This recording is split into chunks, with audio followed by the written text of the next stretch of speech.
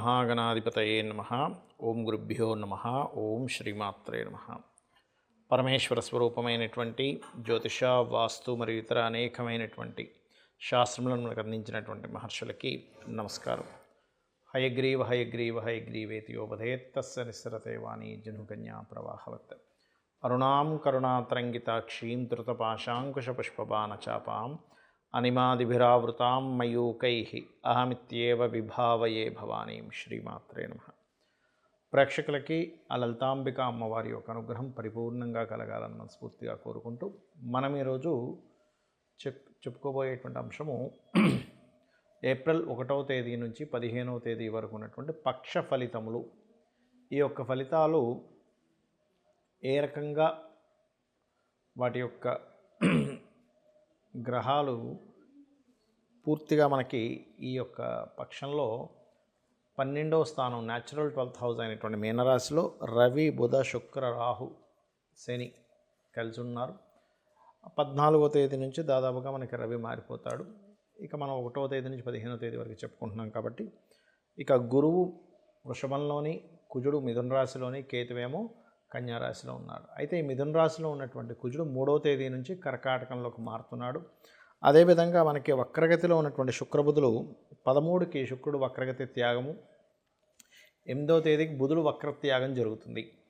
ఈ యొక్క పక్షఫలాలని చెప్తుంది నేనైనప్పటికీ కూడా చెప్పిస్తుంది సాక్షాత్ లలితా అమ్మవారిగా భావిస్తూ ఎవరెవరికి ఎటువంటి ఫలితములు జరగనున్నాయి మరియు పరిహార మార్గాలు ఏమిటి అనేటువంటి విషయాలు మనం తెలుసుకుందాం. ముందుగా మేషలగ్నము, మేషరాశి.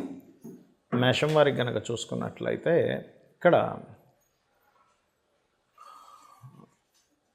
రాశి నుంచి 12వ స్థానంలో అధిక గ్రహాలు ఉన్నాయి. అయితే ఇక్కడ 1వ తేదీ నుంచి 15వ తేదీ వరకు ఉన్నటువంటి గ్రహస్థితిలో మనం చెప్పుకున్న 3వ తేదీ నుంచి కుజుడు మీ లగ్న అష్టమాధిపతి అయిన కుజుడు 4వ స్థానంలో సంచరిస్తున్నాడు. కాబట్టి ఈ పక్షంలో ప్రధానంగా మీరు వాహనాల మీద వెళ్ళేటప్పుడు ఏదైనా భూ సంబంధించినటువంటి విషయాల్లోని పూర్వీకుల ఆస్తులు అంటే తాతగారి ఆస్తికి సంబంధించిన అంశంలోని కాస్త జాగ్రత్తగా ఉండాలి. అయితే ఎప్పుడైనా కుజుడు 4వ స్థానంలో నీచపడ్డప్పుడు మేషలగ్నం వారికి వాళ్ళ జన్మజాతకంలో కానివ్వండి, గోచారంలో కానివ్వండి, ఈ విద్యా విషయాలు కావచ్చు, ముఖ్యంగా భూ సంబంధించిన విషయాలు ఇబ్బందిస్తాడు. కాకపోతే ఇక్కడ ఈ కుజుడికి చంద్రుడు వచ్చి చేరినప్పుడు లేదా చంద్రుడు కేంద్రాల్లో ఉన్నప్పుడు మళ్ళీ మంచి ఫలితాలు ఇస్తాడు. అది ఎప్పుడెప్పుడు జరుగుతున్నాయి అంటే 1వ తేదీ, అదేవిధంగా 6, 7 తేదీలు మరియు 13, 14, 15వ తేదీ మధ్యాహ్నం వరకు.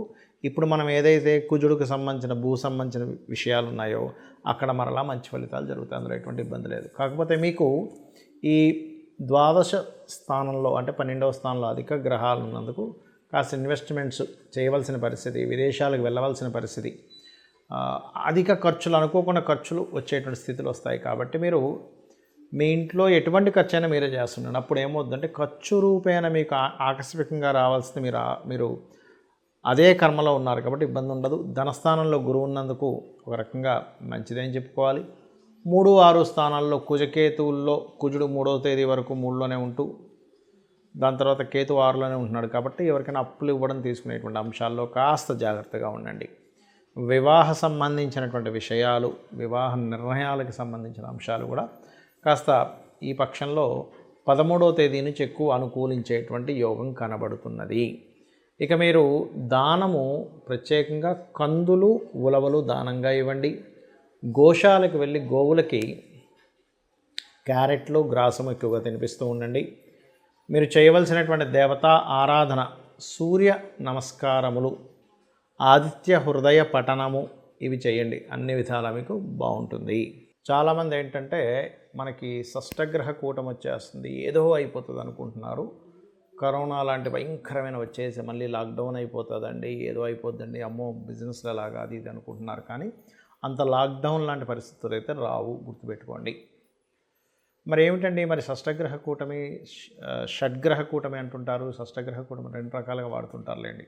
అయితే 6 గ్రహాలు కలయిక ఉంది కదా మీనరాశిలో అంటే ఒకటే గుర్తుపెట్టుకోండి, ఇది మంచి ఎండలు ఉండేటువంటి సమయంలో వర్షాలు పడడానికి, ఎందుకంటే జలరాశుల్లో ఎక్కువ గ్రహాలు ఉన్నాయి కాబట్టి వర్షాలు పడతాయి సడన్గా మంచి ఎండలు కాస్తూ. జల సంబంధించిన ప్రళయాలు వస్తాయి.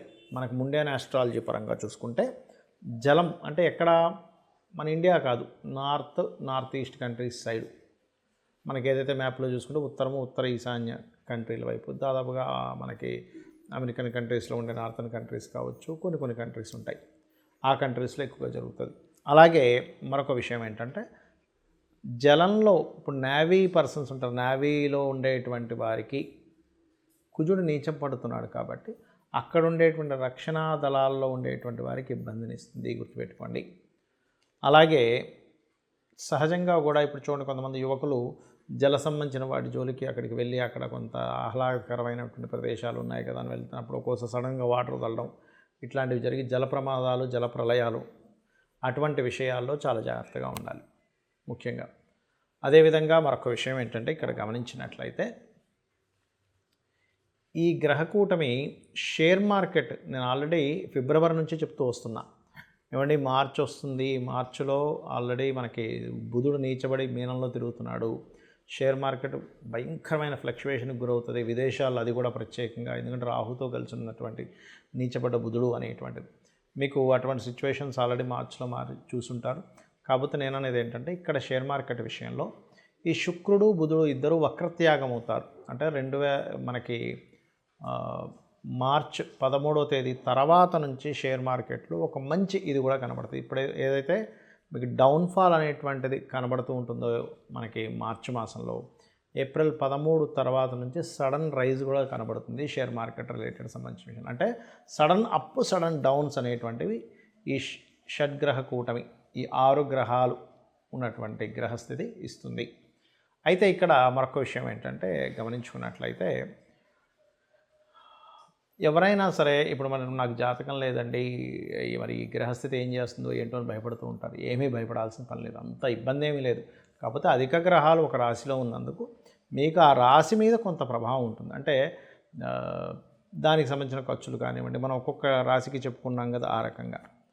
అదేవిధంగా దీని యొక్క ప్రభావం మన మీద అసలు పూర్తిగా ఉండకూడదు, ఏ జల ప్రదేశాలకు వెళ్ళినప్పుడు మనకి ఇబ్బంది కలగకూడదు అని అనుకుంటే కనుక కాస్త శివునికి అభిషేకము లేదా మీ ఇష్టదైవ ప్రార్థన చేసుకొని ఇంటి నుంచి బయటికి బయలుదేరడము, కాస్త జల సంబంధించిన వాటికి కాస్త దూరంగా ఉండడము మంచిది అనేటువంటిది చాలా స్పష్టంగా గోచరిస్తుంది.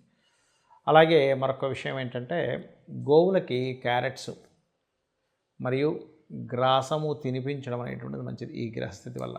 అదేవిధంగా గోధుమ రవ్వ, బెల్లము ఇటువంటి పదార్థాలు కూడా గోవుకు తినిపిస్తే మంచిది. బెల్లము గోధుమ రవ్వతో చేసిన పదార్థాన్ని ఏదైనా ఆలయంలో ప్రసాదంగా ఇచ్చే 10 మందికి పంచితే కూడా దీని ప్రభావం తక్కువగా ఉంటుంది. ఎందుకంటే రవి, రాహు, శని ఈ 3 గ్రహాలు ప్రధానంగా కలయిక అంత మంచిది కాదు, అది కూడా జలరాశుల్లో. అంటే ప్రకృతి వైపరీత్యాలు, ప్రకృతిలో సడన్గా ఈ జల సంబంధమైనవి ఎక్కువ ఇవ్వడానికి ఛాన్సెస్ ఎక్కువగా ఉంటుంది. అయితే ఇక్కడ కాదు, కొన్ని సుడిగుండాలు లాంటివి రావడం జలాల్లో, ఎందుకంటే జలరాశిలో అధిక గ్రహాలు పడ్డాయి కాబట్టి. ఇది మనం ఆల్రెడీ 1 మంత్ బ్యాక్ నుంచే చెప్పుకుంటున్నాము. కాకపోతే ఈ యొక్క విషయాల్లో కొంత జాగ్రత్తగా ఉండండి. ఎందుకంటే మనం ఈ పక్ష ఫలితాల్లో 1 నుంచి 15వ తేదీ వరకు చెప్పుకుంటున్నాం కాబట్టి ఇక్కడ ఎక్కువగా ఈ గ్రహస్థితి అనేటువంటిది ఉంటుంది. 14వ తేదీ వరకు పంచగ్రహ కూటమి, 6 గ్రహాలు కలిసిన ఒకరోజే 6 గ్రహాలు కలుస్తాయి, మిగిలినంతా 5 గ్రహాలు కలిసి ఉంటాయి జలరాశుల్లో. కాబట్టి అందరూ కూడా లలితా సహస్రనామాల యొక్క శ్రవణము లేదా పఠనం చేసుకోవడం మంచిది. దాని ద్వారా అమ్మవారి అనుగ్రహం కలుగుతుంది. మీ అందరికీ అమ్మవారి అనుగ్రహం కలగాలని మనస్ఫూర్తిగా మరోసారి కోరుకుంటూ శ్రీమాత్రే నమః.